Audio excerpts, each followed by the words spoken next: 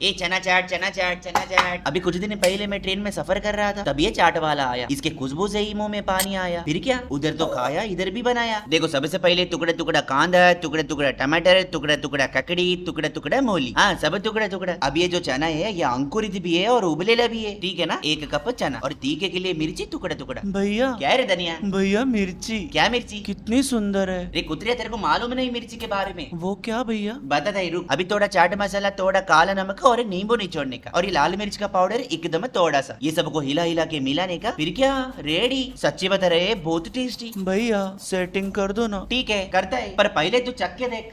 भैया बहुत तीखा है। हाँ, अभी मालूम पड़ा ना मिर्ची का सुंदरता। अरे पागल, ये देखने में सुंदर है, इसके चक्कर में पड़ेगा ना तेरा पूरा जिंदगी सुंदर। हाँ भैया सच्ची कह रहे। धनिया, एक बात पूछू? हाँ पूछो। पहले पुदीना का ब्रेकअप, लहसुन भी अदरक के साथ गई, तेरे में कोई कमी है क्या? नहीं भैया। रे कुतरिया, शर्मा मत, मैं जड़ी बूटी भी बेचता है।